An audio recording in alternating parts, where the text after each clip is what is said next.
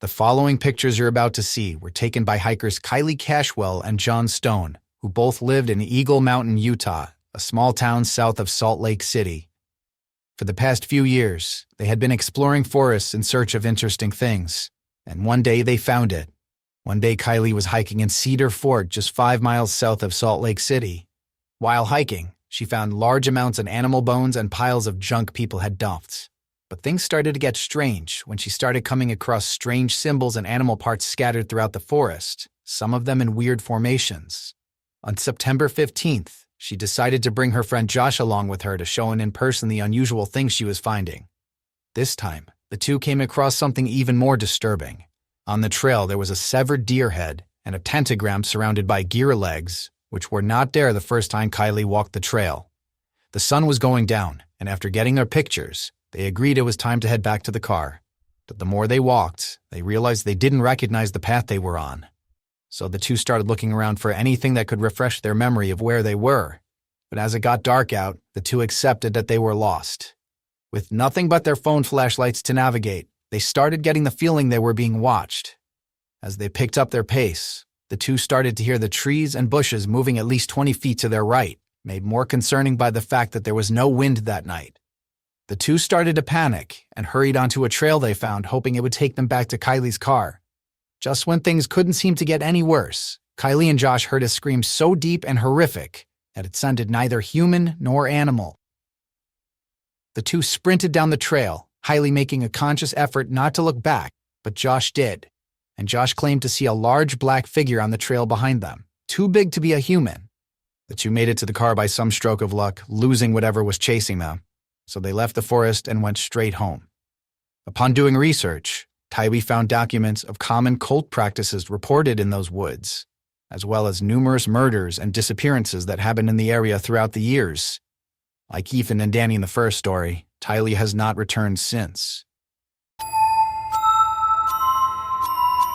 2014, a man named Ethan and his wife Danny were spending a weekend together on Vancouver Island, which they had done many times before. The couple has a lot of experience on the island and just camping in general. Vancouver Island provides an optimal camping setting because of its mix of scenic beaches and dense forest. The couple had many successful camping trips on the island, until something truly terrifying happened to them on their final outing on the islands. Ethan and Danny were far from any roads or civilization, enjoying the solitude. They set up camp on a beach a good distance from anywhere and kept a fire going. To get to the trail leaving the beach was 1 kilometer along the beach and 2 kilometers to the road through the forest. The couple had met another camper named Leon from New Zealand, who they ran into earlier that day on the beach. Leon was planning on sleeping in his van, which he parked back up on the road. The couple invited him down to the beach for a fire, and the three shared a bottle of wine, talking amongst themselves around the fire. This is where things started to get a little creepy. The sun was starting to go down by this point, and the trio kept hearing what sounded like female voices from behind them in the bushes, dividing the beach from the forest. It wasn't too dark out yet, though, so it was still possible that they were just other hikers or campers nearby, or even a group who anchored offshore and the sound was just bouncing in a weird way. All three of them could agree that they were hearing female voices, though. On that note, it was getting late and a little dark, so Leon said goodbye and set out to hike back to his car before it was too dark. Ethan and Danny stayed by their campsite and stoked the fire because Danny was starting to get creeped out by the voices, which continued on into the darkness. It sounded like 2 female voices speaking, but whatever that was being said was unintelligible. It sounded to the couple like the voices were not far beyond the tree line now. They stayed up very late tending to the fire, and only when the voices had finally stopped, they decided to put out the fire and go to sleep in the tents. Before doing so, the two had scanned the cove with a flashlight several times looking for boats that could have been the source of the talking, but there was nothing in sight. It was around 3 a.m. when they laid down finally, ready to catch some shut-eye. But about 15 minutes after they laid down, Ethan and Danny heard footsteps in the area around their campsite, over by where the fire was. They came from the direction of the bushes toward the inland behind them, a direction that was not traversable by people. The couple lay there, hoping it was just a bear or any animal, because the only bears on the island are black bears, which usually are very timid around people.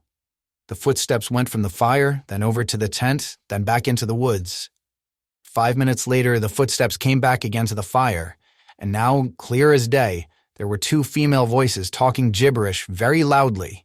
Their communication was not resembling any languages known to Ethan or Danny, and they seemed to be talking over each other, having what could barely be considered to be a conversation at full volume in the dead of night very far away from civilization, without using lights to navigate through the dense brush relatively quietly in a direction that seemed impossible to traverse on foot.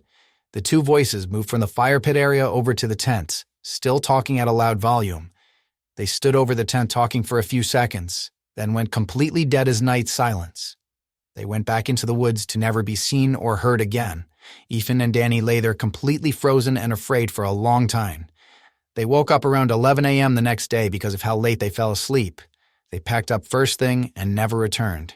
The couple probably made the best decision to remain quiet in the tent, not drawing attention to themselves from whoever or whatever was outside the tent.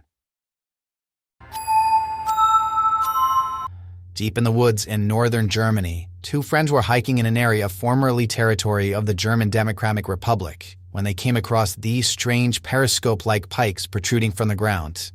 Feeling either brave or foolish, they decided to investigate further.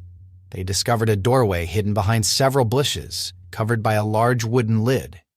What they found hidden beneath the ground is a pretty disturbing piece of history. The doorway led to a huge abandoned army bunker. There were several tunnels leading off in different directions, which intersected a long central corridor. There were so many different directions to go that exploring the place felt like going through a maze to the two friends. They tried not to stray far away from each other in fear of getting lost. That's how big the place was. As they ventured deeper into the structure, they came across German writing on the wall, which translated to "Help," and curiosity still got the better of them, and they continued deeper into the bunker. And as they did, the structure became more and more decayed. More writings were found on the walls, this time reading, "Hello, Satan, I love you." Some of the rooms and corridors were flooded and smelled like sewage. They made their way into a very large room with a strange machine in the center. It's very possible the previous occupants had fled the bunker in a hurry, as there was a single shoe still stuck in the sludge on the floor. Why wouldn't someone have time to grab one shoe unless they were in a hurry? The structure was believed to be an old military bunker, possibly used for shelter by the Nazis during World War II. But why did the soldiers seemingly leave in such a hurry, and whether they were the ones who had written the warning messages on the walls was unknown. I used to work as a night restock worker in a supermarket in a somewhat rural town. The store was called Great American. It was the biggest and best supermarket in the area. My shift would be as soon as the store would close at 10. I'd work from 10 p.m. to 3 a.m. the latest, restocking the shelves and organizing everything before the next operating day. I, of course, had the keys to the store for the after hours. It would be a team of two, myself and one other, either Terry, Carter, or Alfonso. Tonight, I was supposed to be working with Terry. I arrived to the store and let myself into the back where all the inventory yet to be stocked was.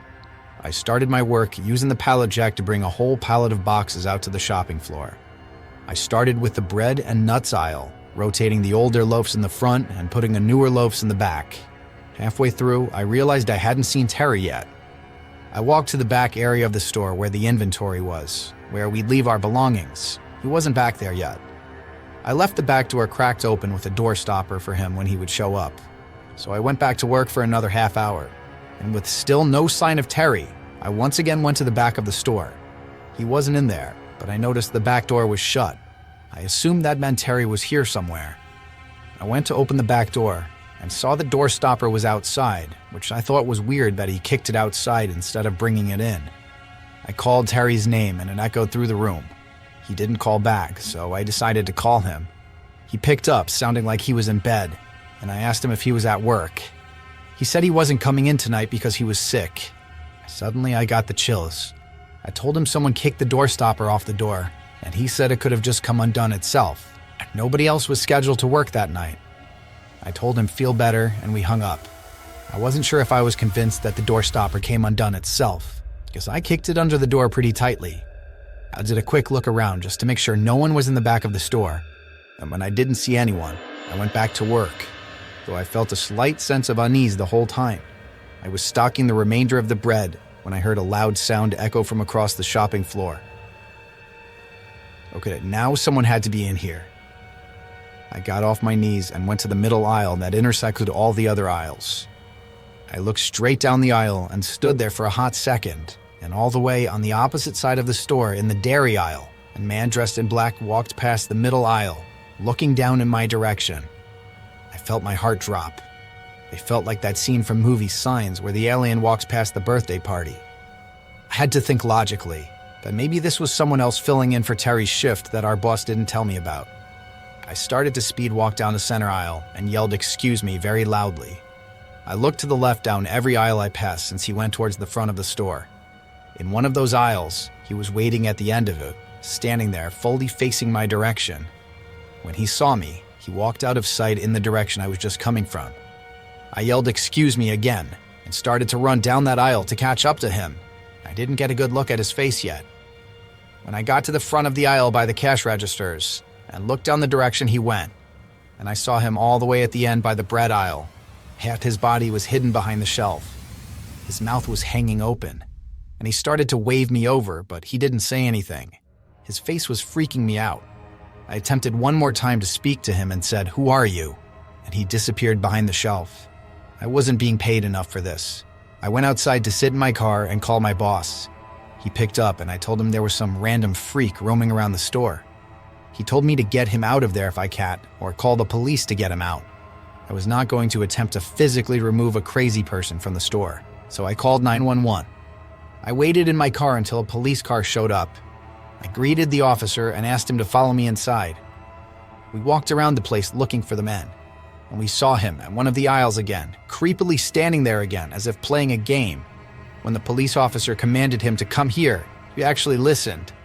He was put in handcuffs, and he was the strangest man I'd ever seen. He kept smiling and looking at me non-stop, licking his lips. He had huge bags under his eyes. The only words he spoke were when answering the police officer, saying he was looking for a snack. I didn't like the way he was looking at me as the police officer was walking him back outside to his car. There was this menacing, threatening smile that I haven't forgotten to this day. I continued my work after that. Needless to say, I never left any of the doors open again.